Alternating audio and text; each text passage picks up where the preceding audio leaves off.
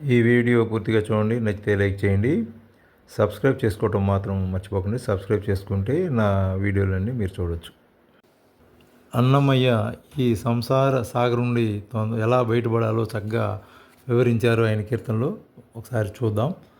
సంసారమే మేలు సకల జనులకును, కంసాంతకుని భక్తి కలిగితే మేలు.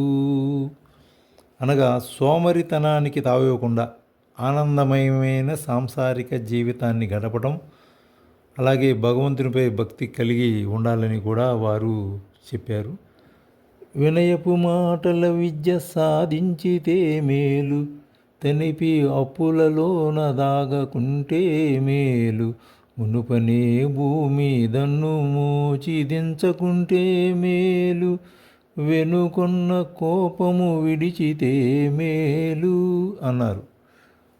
దానికి అర్థం గురుముఖతగా వినయంతో కూడిన విద్యను అభ్యసించితే చాలా మంచిది, బాగా వస్తుంది అని చెప్పారు. అలాగే అప్పులు ఊపులో దిగినవాడు కూరుకుపోవడం పైకి రావడం చాలా కష్టము, అదొక క్షయవ్యాధి లాంటిదని కూడా చెప్పి ఉన్నదాంతోనే తృప్తి పడినప్పుడు చక్కగా ఉంటుందని చెప్పారు. నాకు ఈ జన్మ భూమికి భారంగా ఉన్నది కదా అనుకోకుండా తనకు చేతనైనంతలో 10 మందికి సహాయపడి తన కోపమే తన శత్రువు అనే నానుడిని విస్మరించక శాంతాన్ని అలవరుచుకున్నప్పుడు సాంసారిక జీవితం సుఖప్రదమవుతుంది అని కూడా వారు చెప్పారు.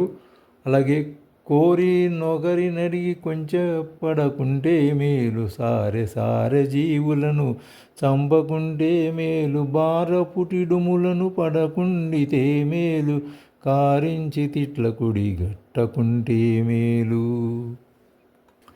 ఒకరిని యాచించి లేదనిపించుకోకుండా అడగకుండా ఉండటమే శ్రేయస్కరమని భావించినప్పుడు, ఇతర జీవులను చంపక అహింసా ధర్మమును పాటించినప్పుడు, ఇతరులతో మర్యాదపూర్వకంగా ప్రవర్తించి గౌరవంగా బ్రతుకుతున్నప్పుడు సాంసారిక జీవితం సుఖప్రదమవుతుందని చెప్పారు వారు.